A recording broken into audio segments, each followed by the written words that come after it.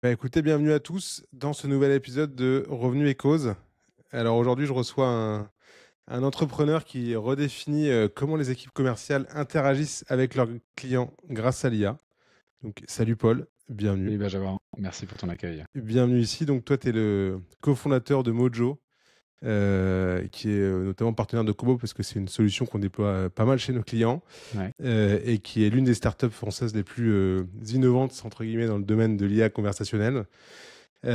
Puisqu'après avoir fait tes classes chez Doctolib, tu as lancé une plateforme qui analyse les conversations commerciales pour en extraire des insights très précieux et on y reviendra dans l'épisode. Et ce qui est fascinant dans ton parcours, c'est l'évolution de Mojo tout simplement. C'est passé d'un outil de sales enablement très ouais, focus sur un use case coaching à une véritable plateforme IA pour toutes les équipes customer facing. Et je trouve que c'est une transformation qui reflète parfaitement les mutations profondes que vivent aujourd'hui les organisations revenus et notre métier, le métier de RevOps. Et donc voilà, dans cet épisode, tu vas nous dévoiler pas mal les coulisses de cette évolution et surtout, et je pense que ça va en intéresser plus d'un, comment Mojo utilise Mojo en interne ouais. avec des cas d'usage assez concrets et surtout, on va plonger derrière ensemble dans le futur du RevOps et l'ère de l'IA et comment les équipes revenues doivent se structurer pour vivre ça. Et pourquoi, selon toi, tu me l'as dit quand on avait préparé l'épisode, un sales va devoir closer des deals, mais pour closer des deals, tout va changer. Donc voilà, une Ouais. vision un peu prospective qui va donner à nos auditeurs des clés concrètes pour transformer les organisations revenues aujourd'hui. Voilà, restez avec nous jusqu'au bout. Salut Paul, encore une fois, je te laisse te présenter. Bienvenue sur Revenu et Cause. Avec plaisir. Je suis Paul Berlotti, j'ai 33 ans au moment où je vous parle. Je suis donc CEO et cofondateur de Mojo que j'ai lancé avec Mathieu il y a 5 ans.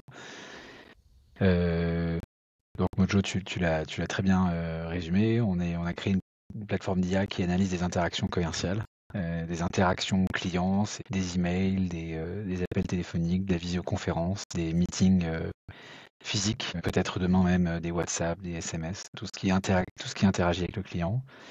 Et qu'on analyse ces interactions et on en fait deux choses. La première, c'est qu'on rend les équipes terrain, et dans terrain, j'entends les équipes commerciales, customer success, consultants, account managers, chargés de clients. On les rend plus productives. Donc avec plein de fonctionnalités qui automatisent plein de tâches qu'ils faisaient dans le passé manuelles, et on les rend automatiques, ou 99% automatiques.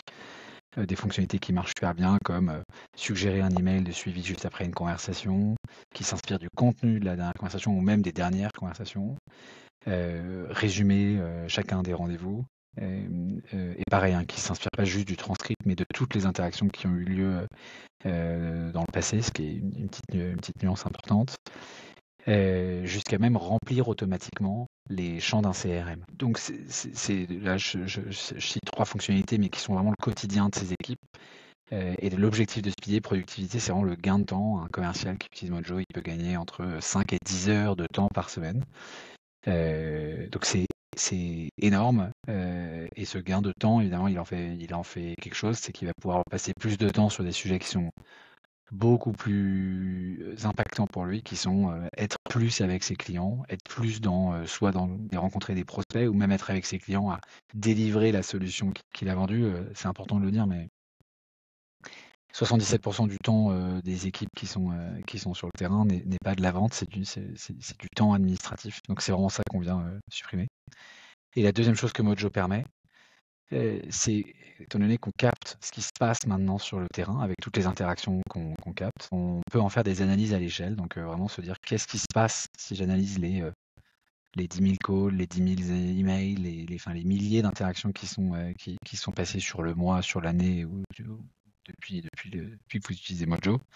Et quelles sont les grandes tendances qu'on dégage, quelles sont les informations clés qui peuvent aider des équipes stratégiques. Ça peut être, tu disais RevOps, ça peut être des CEO, ça peut être des CPO, des CMO, tous ceux qui ont une fonction stratégique, à comprendre ce qui se passe sur le terrain, à avoir un regard sur le terrain. C'est pourquoi vous gagnez ou vous perdez des ventes face à vos concurrents. Quels sont les retours produits et dans quoi, enfin, devrait se diriger votre roadmap produit, ou ceux qui ne font pas de produits mais qui ont qui font du service, comment améliorer leur offre pour la rendre plus claire, la rendre plus forte. Quelles sont les grandes objections que vous retrouvez sur le terrain. C'est plus difficile de mesurer un ROI sur ce pilier-là, ça dépend beaucoup des entreprises. Si je devais faire une moyenne, les boîtes qui utilisent Mojo, après 3 mois, elles peuvent augmenter de près 20-25% leur performance. On a des retours là-dessus sur le new business, par exemple, grâce à des meilleures décisions backées par de la donnée.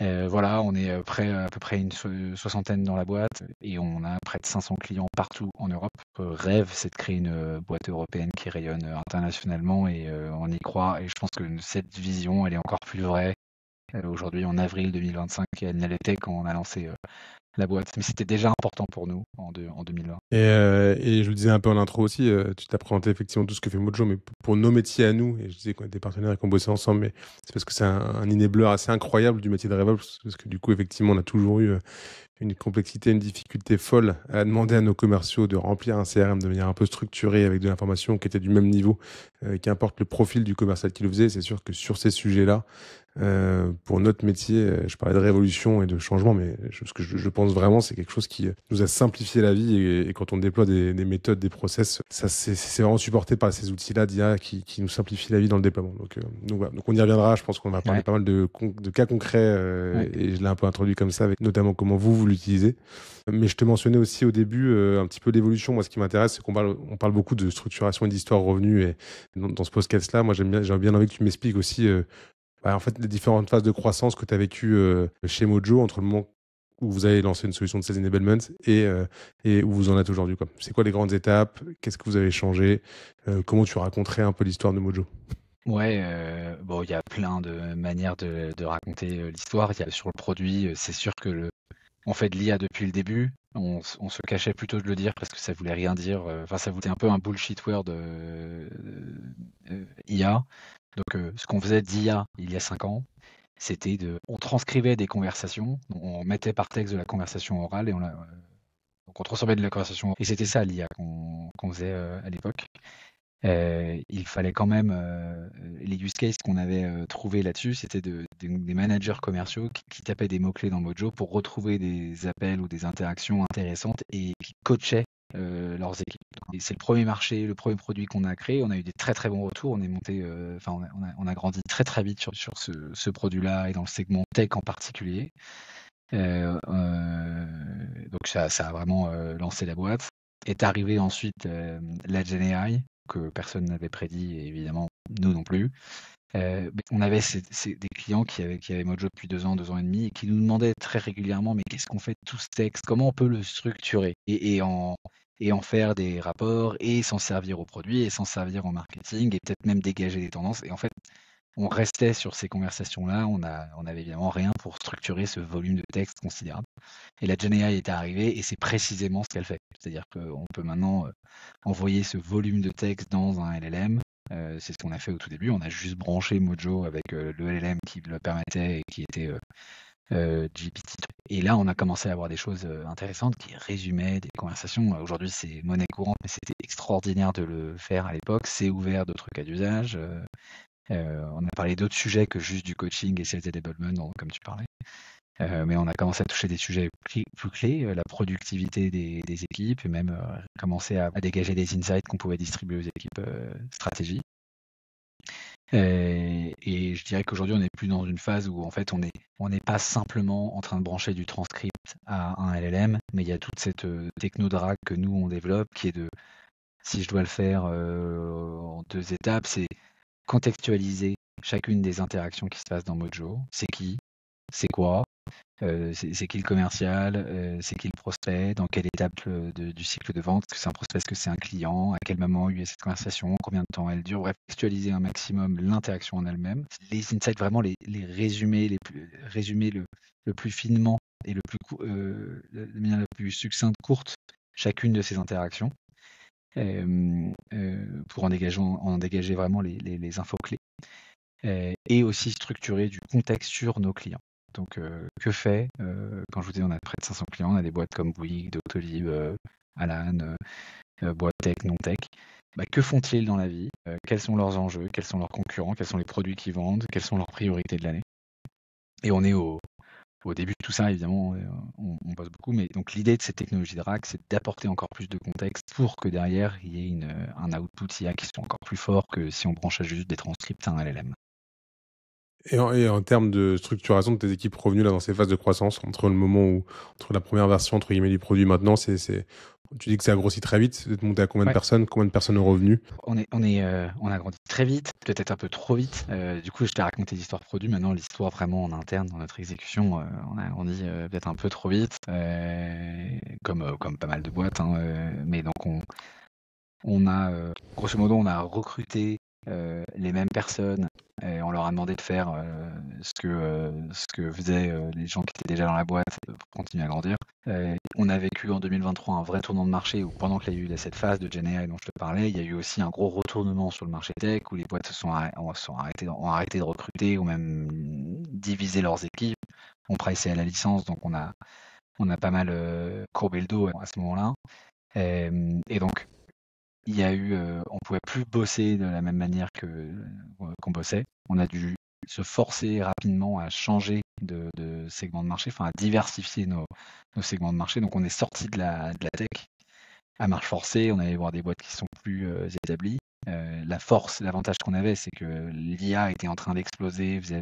Tout le monde voulait en faire, donc ça nous a permis d'accéder à des entreprises plus simplement que si on avait eu notre premier produit. Et donc là, il y a eu un vrai shift dans la boîte, c'est de savoir adresser ces comptes-là, des boîtes qui ne sont pas tech, qui sont plus établies, et en plus de ça, on visait aussi des comptes qui étaient plus enterprise, des plus grosses boîtes. Ça change quand même beaucoup de choses en interne, la manière dont tu fais ton sourcing de compte, la manière dont tu fais de la prospection. Bon, on tournait à 300 boîtes par BDR par semaine. Et aujourd'hui, un BDR, il a 20 comptes, il est extrêmement concentré dessus, ça dure un mois, il construit des power maps, il connaît la boîte qu'il adresse, il connaît les problématiques, telle ou telle personne. Avant de créer une opportunité sur cette boîte, ça peut prendre du temps, mais il met du temps à la travailler. Ça, c'est un exemple un peu concret de ce qu'on fait en BDR, en marketing, on fait beaucoup plus de offline, des events, des dîners, des petits déjeuners. On rassemble nos clients, nos prospects, on network, on va plus à des salons, ce que je trouve beaucoup plus intéressant.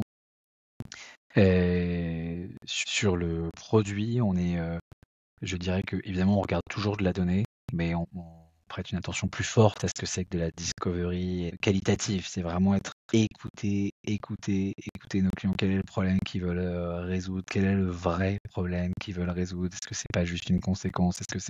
Qu'est-ce qu'on doit résoudre? Donc vraiment être plus fort et aller faire de la discovery auprès de ces clients qui sont plus importants. Côté account exécutive, account manager, c'est pareil, hein, un cycle de vente avant chez Mojo c'était 1 mois, aujourd'hui on en a qui peuvent durer 18 mois. Ça se pilote pas du tout de la même manière, il y a beaucoup plus de personnes qui doivent être intégrées, déployer, et c'est pour ça qu'on bosse bien ensemble avec vous, hein, c'est que déployer ensuite des comptes de ce niveau-là, on peut pas le faire tout seul. On peut pas juste avec un account manager à distance donner de la documentation et donner des conseils pour que les gens le fassent. Il y a certains clients qui n'ont pas de RevOps en interne, ils n'ont pas ces fonctions-là. Donc c'est là où on bosse, tu le sais, hein, super bien ensemble avec des partenaires comme vous pour nous aider à déployer la solution. Donc j'ai essayé les différentes fonctions, mais grosso modo, voilà. Tu continues quand même à vendre un petit peu à ton ancienne cible, entre guillemets, qui sont un peu les ventes peut-être plus transactionnelles que tu pouvais avoir avant. Tu continues à viser ça, et en plus, tu as rajouté en fait une notion de vente complexe et de grand groupe qui est un peu la priorité maintenant, et vous visez les deux en parallèle, quoi. Ouais, et tu vois, petit à petit, on devra tout ce qui est segment SMB, faire rentrer ses comptes, mais avec le moins de touches humaines, parce que passer du temps avec un client qui a 5 licences, ça prend 30 minutes. Mais ces 30 minutes, tu peux le faire avec un client qui a 400 licences. Donc il faut choisir. Donc ouais, l'idée c'est d'automatiser le plus possible. Et d'ailleurs, c'est plus ou moins ce qui est demandé en plus par ces comptes SMB qui n'ont pas forcément besoin d'avoir un call. S'ils avaient de la doc rapide et qu'ils puissent régler leur sujet tout seul en 5 minutes, ils préféreraient ça. Donc il y a ce sujet-là qui n'est pas un sujet simple. On a plus une ADN, tu vois, les personnes qu'on a recrutées, on a plus une ADN enterprise à aller débloquer des cas d'usage dans des grosses boîtes. C'est quand même, il faut le reconnaître, deux sujets différents, de focus. Et aujourd'hui, du coup, tu as des SDR qui font un peu de qualif, de la prospection, des AE qui font du closing, après plutôt des account managers qui suivent des comptes. détail qui me semble quand même suffisamment important pour le dire, mais on confie au BDR l'idée de créer un meeting. Ouais. Leur objectif, c'est de créer un meeting. Poser 2-3 questions de qualif, mais c'est pas une phase de découverte. Phase de découverte, ça peut durer. En réalité, ça ne dure pas un meeting, c'est en permanence avec des nouvelles personnes qui s'ajoutent. Ça, on le confie pas au BDR, on le confie aux accounts exécutifs. Ok. Et tu as des AM derrière qui s'occupent de la partie farming classique. Qui doivent réaliser ce qu'on a vendu, en fait. Déployer. Exactement. S'assurer que le compte se passe bien, gérer la rétention et identifier des potentiels d'upsell. Mais tu as bien splitté acquisition et rétention d'un côté, parce qu'on a vu des organisations qui n'étaient pas tout le temps designées comme ça. Donc chez vous, c'est bien splitté. Ouais. Je sais pas si c'est parfait, mais non, il n'y a pas de réponse. Il n'y a pas de réponse. Ça dépend énormément du contexte. Si on le voit, c'est lié énormément aussi à ton cycle de vente, les produits que tu vends et les typologies de personnes que tu as. Mais chez vous, c'est pas. Et tu as une équipe RevOps aussi en interne de quelques personnes qui sont là pour structurer ça et accompagner tes équipes revenues au quotidien. Extrêmement sollicités, ils sont hyper forts et c'est dans cette, tu vois, toute cette transition, tous ces nouveaux process à mettre en place, c'est eux qui sont à la baguette là-dessus dans la réflexion et dans la mise en place de ces process. Ça me semble essentiel. Clairement. Je pense que c'est les clés de la réussite. C'est des gens qui portent ces sujets très transverses. Et tu parlais effectivement un peu du mindset que vous aviez assez sales en fait dans l'approche. Toi, tu as fait tes classes chez Doctolib. Moi, je les ai fait chez La Fourchette, qui était une vraie école. RevOps pour nous, tu vois. On est 3 associés chez La Fourchette, je le dis régulièrement. Et toi, Doctolib, en tant que CEO, ça t'a apporté quoi aujourd'hui dans cette culture commerciale? La culture commerciale, je pense que ça a fait toute la différence quand même. Cette expérience a été extraordinaire pour moi. C'était pas du tout les mêmes typologies de clients. Rien à voir. C'était du quasi transactionnel. Mais j'ai appris à vendre à du plus grand compte et dans des cycles de vente qui peuvent durer 1, 2, 3, jusqu'à aujourd'hui, ce que je te disais, 18 mois. Mais c'est la culture sales, tu vois, tu vois, on a une valeur qui est action chez Mojo, alors ça veut pas dire foncer tête baissée, quoi, on réfléchit pas en avance, mais c'est vraiment cette culture de, quel est le minimum d'informations dont nous avons besoin pour avancer et on y va. Quand on a lancé Mojo, on a vendu notre premier client, il a signé sur des screenshots. Mathieu n'avait pas engagé de développement ou quoi que ce soit. En fait, qui a dit qu'il fallait vraiment avoir un produit réel pour avoir des premiers clients. Et je pense que ça nous a fait gagner beaucoup de temps. Cet état d'esprit, il existe dans pas mal de boîtes et je recommande vraiment d'ailleurs, quand on lance un business, de l'avoir.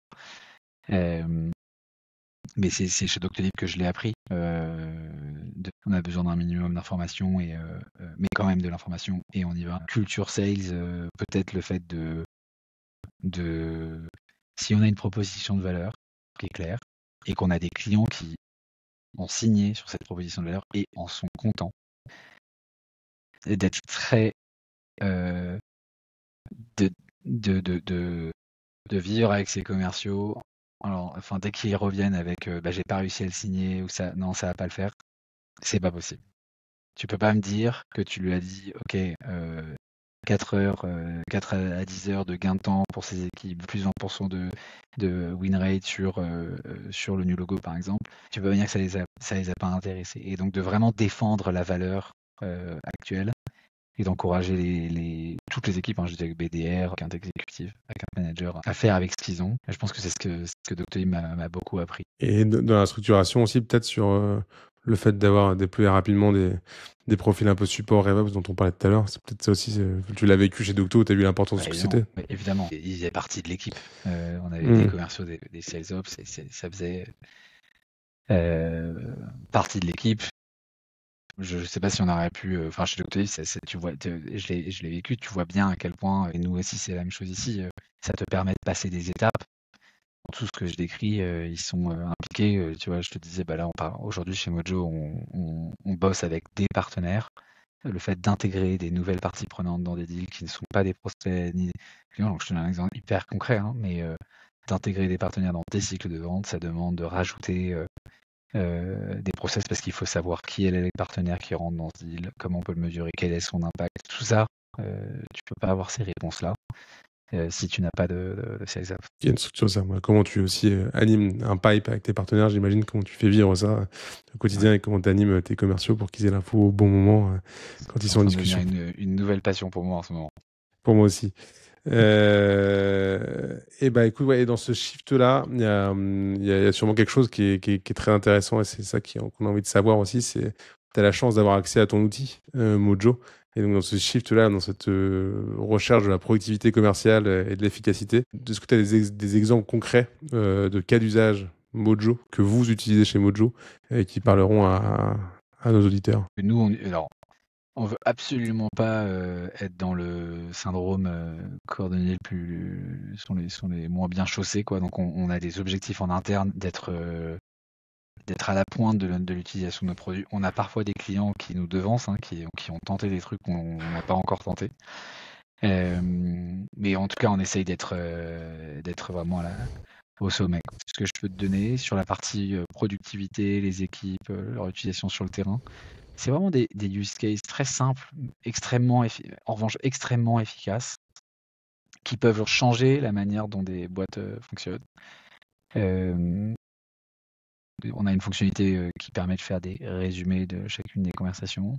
Ce résumé, de pouvoir le distribuer, c'est ce que nous on fait, aux équipes qui peuvent collaborer. Donc nous on a, je te disais, BDR, Account Executive, travaille sur un prospect. Ensuite, ce prospect est transformé en client. Il y a ce process qu'on appelle de passation, ou parfois les boîtes l'appellent handover, je passe mon prospect en client, et donc l'account manager doit récupérer du contexte sur ce client pour bien faire son avec le contexte qui est agrégé par Mojo, de pouvoir poser des questions toutes simples, donc d'aller sur Mojo, de poser des questions avec une fonctionnalité qui s'appelle Ask Anything.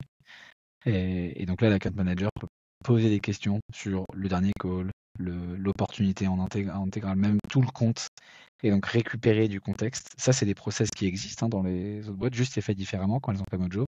C'est souvent des réunions en interne, des réunions de passation, ou qui peuvent durer un certain temps, dans lequel il va peut-être y avoir des infos manquantes, donc il y aura ensuite des messages qui s'échangeront. Donc ça, c'est un use case simple, mais qui fait gagner énormément de temps, puisque les BDR à eux n'ont plus besoin d'être dans des réunions pour l'account manager et de passer cette info. Tout est là, disponible. L'account manager, il peut poser ces questions toutes simples. Un account exécutif, et ce use case, il est simple, mais je pense que c'est important de le rappeler, parce que c'est pas la norme. Même chez certains de nos clients, on doit beaucoup pousser, faire du change là-dessus, mais j'ai un call qui arrive. J'ai commencé à très souvent les sales arrivent en call avec à peine de préparation. Je ne sais pas s'ils peuvent le reconnaître publiquement, mais en tout cas dans ce que nous on qualifie chez nos clients, ils ont très très très très peu de préparation. Ils arrivent sur un meeting, le dernier était il y a 2 semaines. Ils savent que c'est un meeting important, mais ils y vont avec un minimum de préparation. Avec Mojo, et c'est un gros travail que nous on fait, c'est que l'interface soit suffisamment intuitive pour qu'elle soit présente. Et nos accounts exécutifs, c'est de se préparer sur ce meeting. Vaut mieux 10 secondes de préparation que 0. Et donc de poser des questions super simples qui sont déjà préenregistrées dans Mojo. Qu'est-ce qu'on s'est dit sur le dernier meeting? Quels sont les freins identifiés sur si on doit synthétiser les derniers meetings? Et qu'est-ce que tu me recommandes comme agenda sur ce call-là? Et juste de lire ce que l'IA propose, remet très très vite dans le contexte et on arrive bien plus préparé. Donc ça, je te donne un peu des cas d'usage sur la productivité. Sur le business insights, ils sont encore plus impactants, et c'est ceux que j'utilise moi avec la leadership team de Mojo. C'est quoi les retours? Tu vois, on sort là, on va finaliser notre product roadmap pour H2 2025. C'est quoi les sujets sur lesquels on doit bosser? Je pense que c'est une question qui est clé pour toutes les boîtes. Il suffit que tu te cours, tu perds beaucoup de temps dans un monde super concurrentiel. C'est beaucoup de revenus que tu perds. C'est quoi les grandes tendances qui se dégagent de ces conversations? Alternative, chez des boîtes qui n'ont pas Mojo. Pareil, ce process, il existe de faire remonter de l'info au terrain, mais c'est manuel. D'où vient cette info? C'est peut-être beau sur un deck, c'est peut-être bien présenté, mais l'info, elle vient d'où? C'est soit des champs remplis manuellement dans Salesforce, et donc subjectif et assez incomplet, soit de la communication. Bon, les gars, on va avoir une grosse réunion produit. Selon vous, c'est quoi? Qu'est-ce qui nous manque? Où est-ce qu'il faut qu'on aille, quoi? Et donc ça, c'est hyper subjectif. Les commerciaux vont toujours te parler du fait qu'on est trop cher, et toujours te parler du fait que les concurrents ont une fonctionnalité qui fait qu'ils gagnent à chaque fois. Et tout ça, c'est subjectif. Et quand tu mets de la donnée, c'est pas forcément vrai. Voilà. C'est là Voilà un peu où les grands usages. tu vois, je parlais d'enablers de nos métiers. Parce que tu as cité plein de cas d'usage que nous, RevOps, on est censé aider en fait, à structurer et à mettre en place dans les équipes revenus. Tu vois, tu parlais de la passation. Ça a toujours été une complexité pour nous de dire, en fait, on a mis en place un nombre de templates, tu vois, aider à la passation. Quand le sales close, vous mettez telle information, parce qu'on a discuté avec les onboarding managers, ils ont besoin de ça, le contexte. Vous le mettez à cet endroit-là dans le CRM, etc. Et donc ça a toujours été fait, mais ça a toujours été une complexité folle à déployer parce que demander à un commercial qui a travaillé 6 mois de résumer un call et lui demander manuellement de reprendre des informations, copier, dupliquer, etc. Enfin, ça a toujours été. Et aujourd'hui, effectivement, comme tu dis, c'est un claquement de doigts. C'est-à-dire que du coup, cette note, elle est générée automatiquement, elle est poussée dans le CRM, l'opportunité, elle est closée, et du coup, la note est affichée automatiquement, et ton CSM, il a exactement l'information de manière assez magique, en fait, assez waouh, de manière structurée comme on l'a designé ensemble, de l'information, et ça, qu'importe le commercial qui fera cette passation. Ce qui veut dire que du coup, tu arrives à niveler quand même vers le haut, Oui. malgré tout, toutes les interactions, toutes les passations que tu peux avoir. Je pense que Sylvia va, on en parle de plus en plus, changer le rôle des équipes commerciales, customer success, et que petit à petit, ces tâches hyper administratives vont être faites automatiquement. Ça va débloquer du temps pour qu'ils soient sur des conversations clients et des sujets qu'ils préfèrent, sur lesquels ils ont beaucoup plus d'impact. Je pense que ça va avoir également le même impact sur des fonctions RevOps, qui aujourd'hui, quand tu es junior RevOps, ton métier, c'est de brancher des tuyaux, quoi. Et c'est pas un job que tu peux faire longtemps. Il y a un moment, t'exploses à gérer des tickets. Et ça, je pense que ces sujets, demain, en étant faits automatiquement, seront beaucoup plus, ces fonctions RevOps seront beaucoup plus sur des sujets sur lesquels on les attend plus et sur lesquels elles ne sont pas forcément tout le temps là, qui est, est-ce qu'on regarde le business avec les bons chiffres? Est-ce qu'on regarde, est-ce qu'il nous manque pas des KPI pour améliorer ce résultat final? Est-ce qu'il n'y a pas une autre manière dont on devrait exécuter notre cycle de vente? Sur des fonctions qui peuvent avoir beaucoup plus d'impact, redéfinir un cycle de vente et gagner 2 points, ça prend un peu de temps, mais quasiment autant que gérer 150 tickets, ça a beaucoup plus d'impact. En tout cas, en tant que RevOps, on va passer beaucoup moins de temps à faire en sorte que la donnée soit structurée et clean dans le CRM pour en faire quelque chose, que en fait, tout simplement l'utiliser pour en faire quelque chose d'intelligent. Et en fait, ce gap que nous, on a eu dans nos métiers de dire comment je fais en sorte que tout le monde joue bien le jeu, de bien remplir son CRM au bon endroit, avec la bonne information, pas subjective mais objective comme tu le dis, parce qu'elle vient du terrain, tout ça en fait ça nous aide énormément à le faire, et c'est pour ça qu'on pousse énormément, et notre métier change vraiment du tout au tout. Autant les commerciaux, on y reviendra après, ça change, autant le RevOps ça change aussi énormément. Tu vois, je reprends juste aussi l'exemple que tu citais là, d'avoir le retour terrain pour faire ta product roadmap. Combien de fois moi j'ai dû travailler avec les équipes service client, les équipes terrain, à définir des motifs de ticketing avec des sous-motifs, avec des sous-sous-listes, des sous-sous-listes, des sous-sous-listes, parce qu'en fait, le management voulait avoir le degré minimum d'information, enfin, le degré maximum d'information. Et en fait, tout ça maintenant, c'est réglé, ça se remplit tout seul, quoi. Ça se remplit tout seul. Et moi, je voulais bien que tu me parles d'un autre cas d'usage qu'on voit pas mal et que nous, on déploie aussi beaucoup, qui est la détection d'upsell. Je trouve que ça, tu vois, c'est des choses qui parlent beaucoup aux gens, et ça parle beaucoup aux clients ou à nos prospects quand on en parle. C'est comment faire pour ne plus rater, en fait, dans les échanges qu'on peut avoir comme là, comment faire pour ne plus rater des détections d'upsell quand on est CSM et qu'on n'a pas forcément la fibre commerciale, entre guillemets. Ça, c'est quelque chose que tu vois pas mal ou pas? Alors, c'est extrêmement intéressant. Et la manière dont ça s'est présenté la première fois, on discutait avec un CEO d'une boîte allemande et qui me disait, il se passe tellement de trucs dans les conversations sur le terrain, et plein de fois les équipes ne saisissent pas des perches. Et ça pouvait être chez les sales, chez les consultants, chez les customer success. Et que lui, en fait, quand il était dans les conversations, il disait, mais moi, quand je suis dedans, je sors beaucoup plus de next step que mes équipes. Je crée du business quand je suis dans une conversation avec un client. Et donc, on a créé des prompts. Donc, en fait, si je le synthétise plus globalement, dans les entreprises, tout le monde n'a pas une fonction commerciale.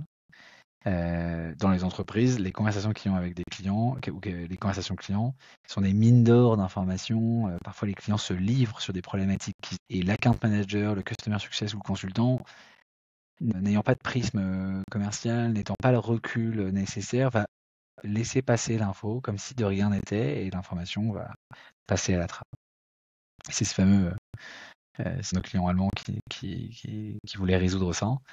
On a créé des prompts associés avec c'est quoi ces fameux signaux de business. Et les boîtes les ont en tête. Hein. Ils les ont en tête. Donc c'est ça, on en a fait des prompts. On les a associés à des champs CRM. Et ensuite, là aujourd'hui, on a des clients où des champs CRM s'alimentent sans que les équipes même en soient conscientes. Donc ils vont regrouper du business. Donc là, dans les conversations dans les consultants, il va y avoir des signaux de business qui vont être agrégés dans le CRM. Ça va envoyer une notification directe au sales qui gère le compte, qui va pouvoir rebondir en disant j'ai appris qu'il y avait ce sujet de facturation que tu voulais mettre en place. Est-ce que tu veux qu'on en discute? Et en une semaine, donc il y a détection d'upsell sur ce sujet-là. En une semaine, ils ont détecté 4 ou 6 opportunités d'upsell qu'ils n'auraient pas vues et donc ils ont créé des opportunités. Il y a eu des réelles discussions. C'est un sujet majeur et ça fonctionne exactement à l'inverse sur des signaux faibles, plutôt de résiliation ou de churn. En fait, on se rend compte que les churn, on aurait pu les prédire parfois 12 mois à l'avance. Et quand tu regardes ce que l'account manager disait, non, le signal, le score client est super élevé, et là, boum, il y a un email de résiliation. Et tout le monde est surpris. On accuse le fait que le client, qu'ils ont changé de personne en interne. Non, en fait, il y avait des signaux quand on relit les emails, quand on réécoute les calls, où le client disait j'arrive pas à déployer suffisamment la solution, il y a ça qui bug, il y a ça qui bug. Aujourd'hui, avec Mojo, on arrive à saisir ces infos qui sont non structurées, qui sont dans des emails et des calls, et en remplir des champs, animer des dashboards, créer des notifications pour que l'account manager trouve une solution directement et pas 12 mois plus tard. Ouais, mais c'est super concret. Hein. Et moi, je vais donner un exemple aussi que nous, on utilise sur cette partie-là. Parce qu'on le vit au quotidien. Nous, on a un métier de service. Nos consultants sont en permanence en discussion, en réunion avec nos clients. Il se dit énormément de choses, que ce soit en atelier, en déploiement, dans toutes les réunions en one-one, en copil. Il se dit quand même beaucoup de choses. Et typiquement, nous, on a deux détections d'upsell qu'on voit. Quand un client a besoin d'un recrutement en interne, un RevOps, il sait qu'il va devoir recruter parce qu'il a compris l'intérêt de ces métiers-là.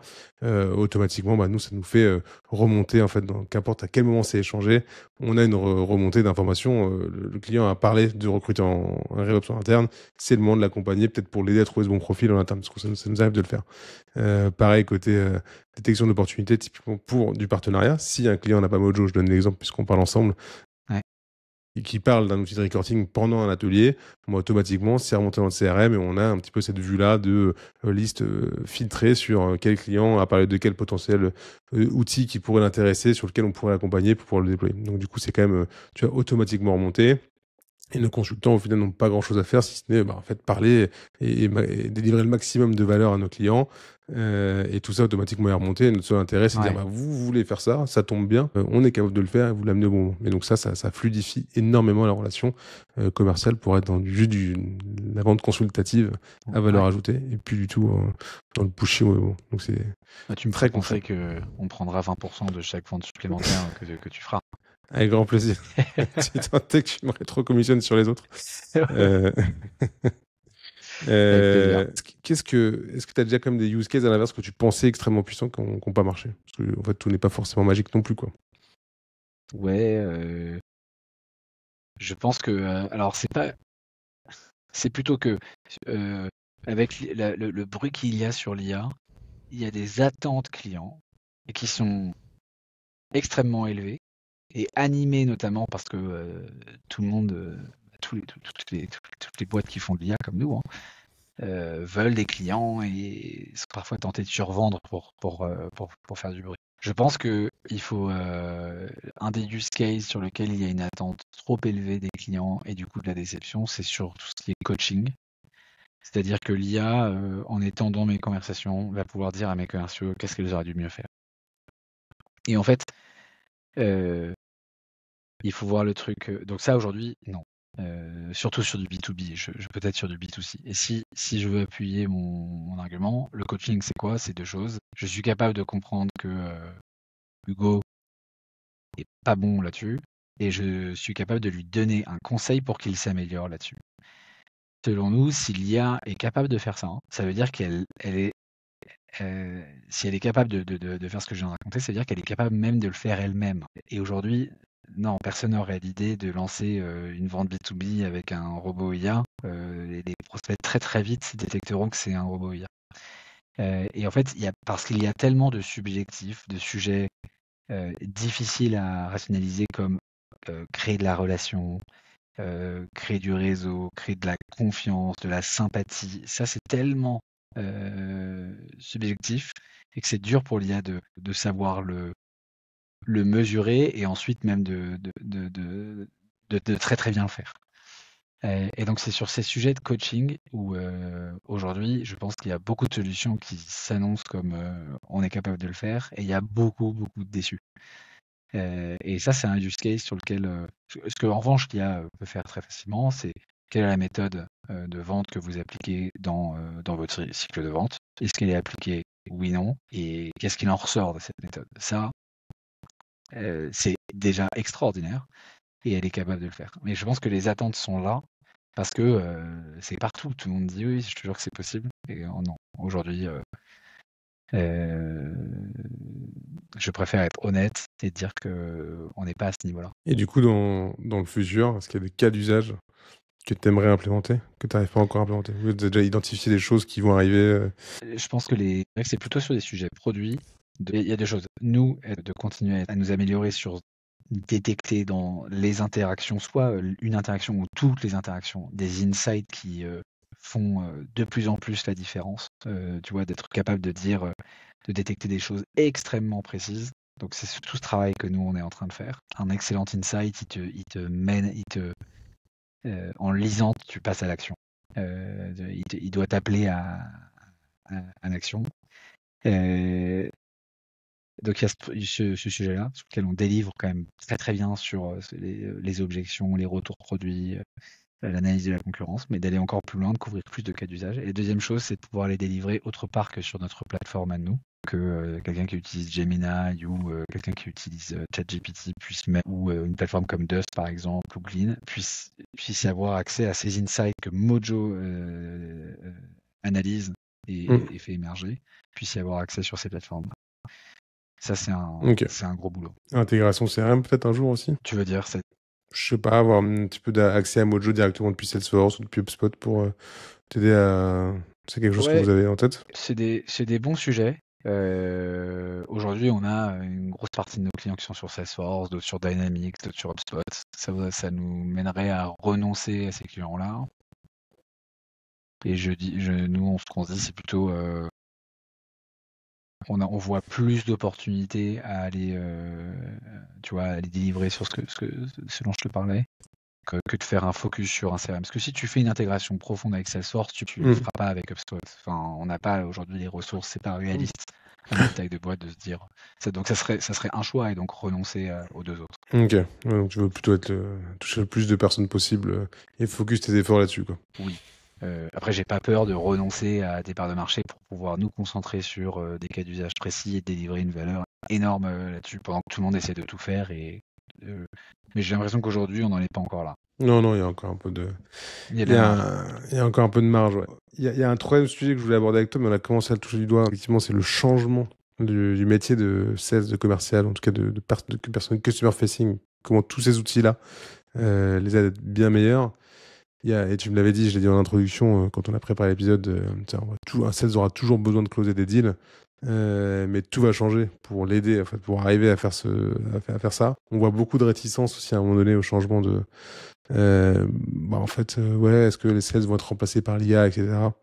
Moi, j'y crois pas encore pour l'instant. Moi, je suis chaud d'avoir ton avis aussi là-dessus.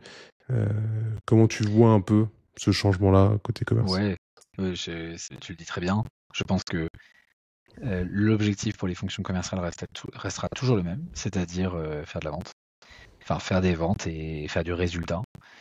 En revanche, la manière dont il le faisait il y a encore un an, aujourd'hui et dans 2 ans, va se transformer. Tant dans les exemples de je n'ai plus besoin d'écrire de A à Z des emails, il y a quelque chose qui le fait à 90% pour moi, un petit comme Mojo. Tu pourras même te poser la question de aujourd'hui, quelles vont être les interactions d'un commercial, quelles seront les interactions qu'un commercial aura avec son CRM s'il a plus besoin de renseigner de l'info.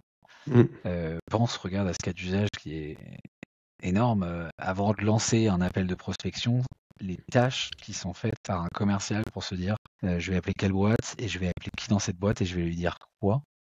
Merde, il m'a pas répondu. Ok, je passe à un autre. Et le temps qui est mis là-dedans. Alors qu'en fait, on pourrait te dire, bon bah voilà, c'est les 12 personnes que tu vas appeler ce matin. D'ailleurs, on va t'en mettre 20, on va t'en mettre 30 et on va lancer 2 calls d'un coup, vu que tu es à 90% de non décrochés. Ce genre de choses. Donc cette manière de... Il y avait sûrement du talent chez certains commerciaux à bien sélectionner leurs prospects, à savoir ensuite qui dans la boîte, qu'est-ce qu'on allait lui dire. Tout ça, on va quand même être vachement aidé. Donc c'est des exemples de choses où vraiment ça va être très différent. Je pense aussi qu'on s'est beaucoup mis à travailler à distance, à faire des cycles de vente à distance depuis l'époque Covid, explosion des outils de visio, et que justement, si on commence à gagner du temps, si on commence à vraiment avoir des journées qui se transforment, c'est nos utilisateurs, ils nous disent qu'ils gagnent près de 10 heures par semaine. Peut-être que je peux aller à un salon, peut-être que je peux aller à un deuxième salon, peut-être que je peux aller déjeuner avec un client. En fait, le client que j'ai signé il y a 1 an, peut-être que je peux le revoir. C'est cette dimension qui est d'ailleurs qui existe beaucoup dans les entreprises plus traditionnelles, qui ont des commerciaux qui sont là depuis 20-30 ans. C'est d'avoir une approche beaucoup plus long terme avec ses clients, de les suivre dans la durée, de se créer son réseau. Et ça, je pense que ça peut être quelque chose qui peut... qui va être assez différenciant. Si tout le monde est à armes égales sur qui appeler au bon moment, si tout le monde est à armes égales sur l'email de suivi, sur la préparation du rendez-vous, il y aura toujours une partie où l'humain devra quand même choisir entre ce que l'IA propose, le choix A ou le choix B. Mais je dirais, en tout cas, la carte que je tirerais, c'est celle-ci, c'est de sortir et d'être beaucoup plus dans l'humain si j'ai de l'IA qui m'aide à automatiser tout le reste. Paradoxalement, ça va amener beaucoup plus d'humains en fait dans la vente, et c'est ça qui va faire qu'on sera très content de parler à une vraie personne qui nous connaît et qui on a un échange effectivement. Et je pense que comme tu disais, le déjeuner, le téléphone, la vraie voix, la vraie interaction va reprendre énormément de valeur, parce qu'effectivement, comme tu dis, tout le reste sera accessible, beaucoup plus accessible pour tous. Et donc, et tu vois, je sais pas trop ce qui va se passer sur les emails de prospection, ça marche plus. Enfin, tu vois, en 4 ans, on est passé de 20% de reply rate à 0. Vraiment 0, ça marche plus. Je sais pas ce qui va se passer sur les appels téléphoniques parce que, à l'inverse des emails, je vois qu'il y a quand même beaucoup de mesures OK, il faut absolument qu'on régule. Tu vois, il y a plein de boîtes qui sont des fournisseurs téléphoniques qui ne peuvent plus fournir de 06.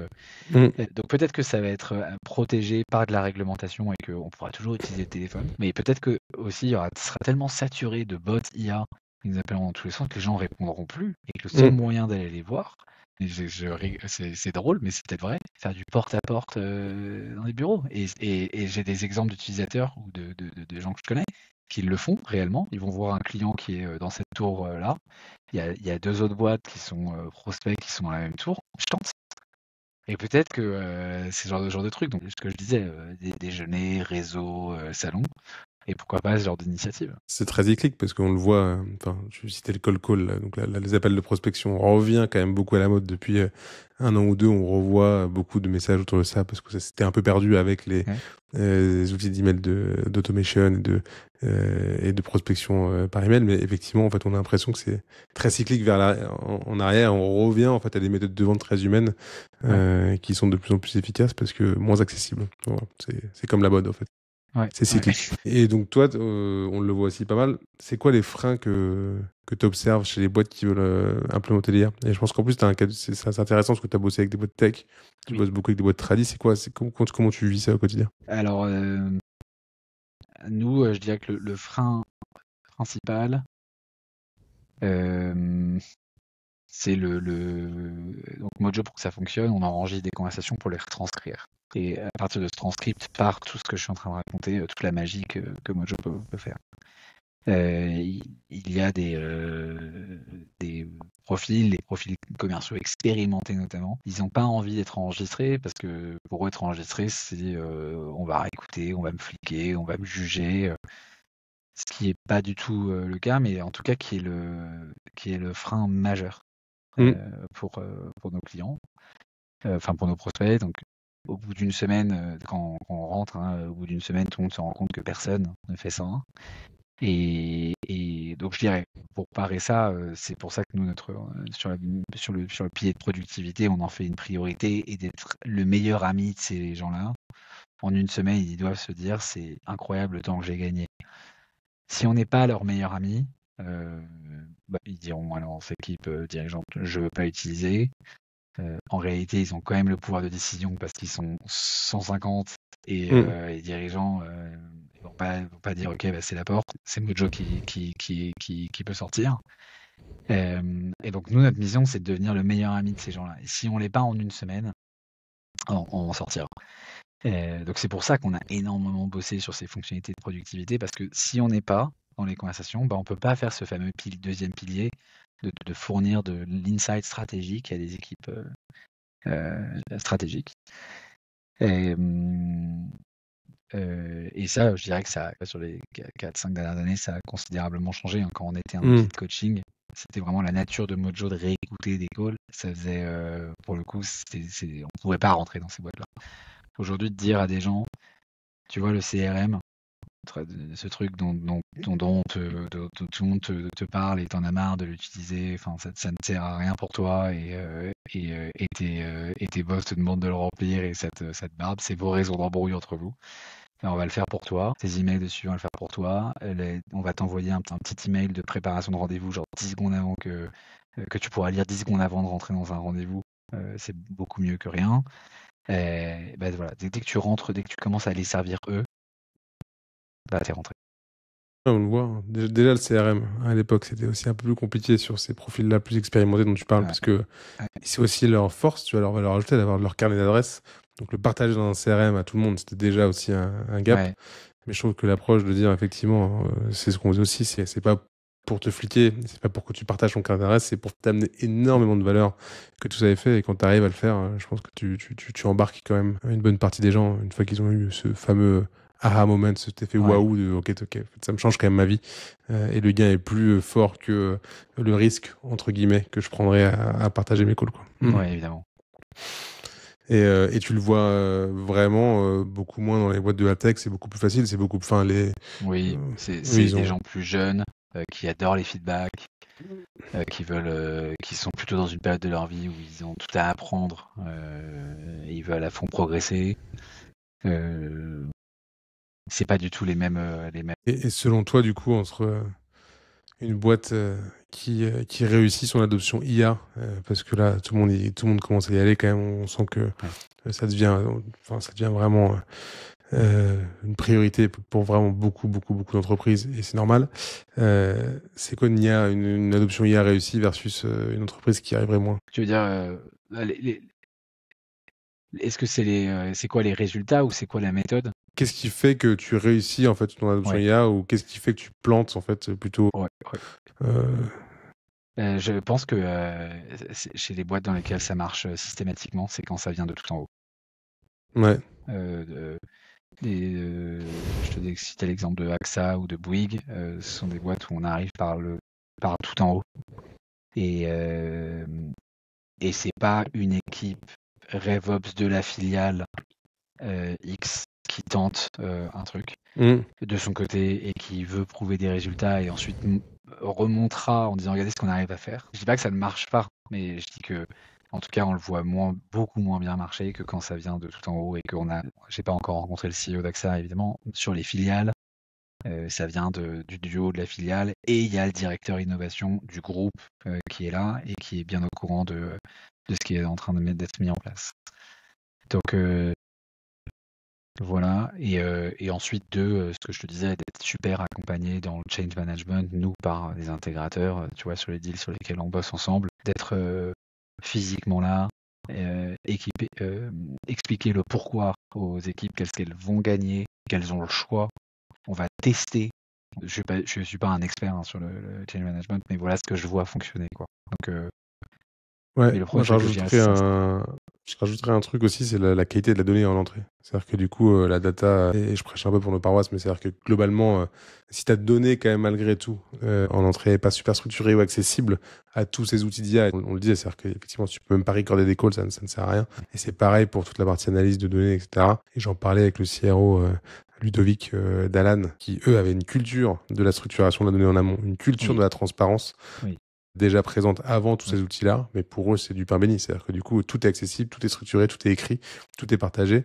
Ça, c'est magnifique. Et du coup, on le voit chez des clients qui ont la culture, pas de la transparence ou de la donnée, ou de la data pas du tout structurée en amont ni dans le CRM, mais déjà par défaut, etc. En fait, là, ça marche très bien déjà, mais il y a encore un gap qui fait que il y a un peu de changement culturel à avoir pour que tout ça puisse vraiment rayonner un maximum, quoi. Donc, moi, je trouve que c'est un peu la notion de garbage in, garbage out. C'est ce qu'on dit souvent. Si de toute façon, ce que tu donnes en entrée, c'est pas clean, ça marchera pas, quoi. Donc, ouais. Eh ben, écoute, Paul, merci. C'était super cool. Je finis toujours par 3 petites questions signature. C'est la règle dans ce podcast. La première, c'est si tu as un exemple de concept, un framework, une réalisation qui a un peu changé ta manière de manager et que tu implémenterais dans chacune des boîtes que tu lancerais, ça serait quoi? Je dirais le truc que je retiens, moi, qui est le plus intéressant et que j'aurais aimé savoir avant, il y en a plein, mais je pense que celui-ci, c'est le plus fort. Je pense que c'est une chose de manager des gens quand on est 10 dans la boîte, c'est une autre de manager des gens quand on est plus de 60. C'est une chose d'être patron de start-up, c'est une autre chose d'être patron de scale-up. Où start-up, on manage beaucoup à l'exemple et on montre qu'on sait faire et ça inspire et on fait des choses pour que les gens se disent vraiment dans l'action. J'étais dans les calls, dans les emails, je faisais les choses et les gens suivaient en prenant mon exemple. Ce qui en fait devient de plus en plus différent, c'est que si tu continues avec ça, avec ce principe de continuer à faire les choses en espérant que les gens se disent attends, le prochain je vais le faire moi-même. Mais en fait non, tu finis par quand tu dépasses, je dis 10, hein, c'est peut-être pas 10 précisément, c'est ce passage de petit projet entre amis à quelque chose de plus concret. Quand tu fais, en fait, tu vas faire à la place d'eux et tu déresponsabilises les gens. Et c'est peut-être quelque chose que j'ai mis du temps à comprendre et à savoir faire. Parce qu'en plus, il y a le fait de le comprendre, mais ensuite de vraiment savoir le faire et de s'empêcher de faire à la place d'eux. Et ce qui est pas facile parce que être un patron de start-up, c'est souvent parce que tu es bon je suis hyper bon dans faire des choses, je les fais vite et je les fais vite et bien. Et donc, dès qu'il y a un problème qui émerge, ton réflexe, c'est de le faire. Versus discuter, poser des questions aux gens et de les engager dans l'action et de les faire, ou parfois d'accepter que ça va pas être fait, mais qui devront être responsables des conséquences. Et c'est là où ton orga grandit. Ouais, donc vraiment déléguer, quoi. Apprendre à déléguer. Et surtout que quand tu recrutes des gens, tu es censé recruter des gens qui sont meilleurs que toi dans ce pourquoi tu vas les recruter. Et on me l'a dit 15 fois. Et je comprenais pas en fait, je savais, bien sûr, déléguer, c'est trop bien. Mais je savais pas vraiment concrètement ce que ça voulait dire. Et je savais pas si je le faisais bien ou pas, en fait. Quand j'ai compris que je le faisais pas bien, tu comprends pourquoi et du coup, tu te mets à progresser. Et j'ai mis du temps. L'autre question, c'est effectivement l'erreur ou la fausse bonne idée que tu as pu avoir et qui t'a coûté le plus cher depuis que tu es entrepreneur. Je pense que sur les mauvais développements qu'on a fait en produit, de pas être clair sur en fait, on s'enthousiasmait beaucoup des retours qu'on avait de nos utilisateurs, qui étaient extrêmement positifs et qui le sont depuis le début, sans vraiment faire de différenciation entre qui précisément chez ce client le dit. Est-ce que c'est le commercial, est-ce que c'est le sales ops, est-ce que c'est le manager, est-ce que c'est le dirigeant, et d'engager des développements sur des retours de personas qui n'étaient pas notre priorité. Et on en a fait des erreurs là-dessus. Et on est parti avec un enthousiasme certain. Et c'est ce que j'appelle une fausse bonne idée. Parce qu'en fait, c'est vrai que quand tu es précisément en train de répondre à ce qu'on t'a dit, en fait, ça vient pas du haut. Donc en fait, ça sera pas prioritaire. Et en fait, c'est même pas du tout une priorité. Donc ça sera jamais utilisé. Tu as mis du temps là-dessus. Ouais, ça va remettre ton focus et passer du temps là où c'est important. Ouais. Et est-ce que tu as un contenu, livre, documentaire, podcast, film, série, qui t'a le plus apporté? Est-ce que tu as quelque chose à partager que nos auditeurs peuvent consommer? Moi, j'avais un livre que j'aimais beaucoup, qui était le Good to Great que j'avais lu avant de lancer Mojo, de Jim Collins. Je pense que c'est des livres qui seraient faits radicalement différents parce qu'ils font des analyses de ce que c'est qu'une excellente entreprise. Et ils font une analyse de ce que c'est qu'une bonne entreprise. Et ils font les 5 grandes différences, je crois que c'est 5, un truc comme ça. Avec des concepts assez, comme d'hab, très bon sens. Mais en fait, le bon sens dans le quotidien, c'est pas du tout aussi simple que ça. Je trouve que tous les conseils qu'on lit dans ces livres de management, de création d'entreprise, c'est que du bon sens. Mais en fait, ce qui est dur, c'est le bon sens dans le quotidien, dans le stress, dans l'anxiété du business. Parfois, on le perd. Donc, je dirais que c'est ce livre-là que je peux conseiller. Ok, bah écoute, je ne l'ai pas lu non plus, donc j'irai Facile à lire. j'irai bouquiner ça. Et ben encore une fois, merci beaucoup, Paul. Je pense qu'on est arrivé à une heure tout pile, donc c'est très bien. Ouais, excellent. Merci pour ces insights précieux. C'était super intéressant. On a hâte de voir la suite de ce qui va se passer chez Mojo et grâce à Technoia. Donc merci à toi. Et, merci Benjamin. Merci à tous ceux qui nous ont écoutés et à très vite pour un prochain épisode de Revenu Éco. À très vite. Salut Bye. à tous. Bye.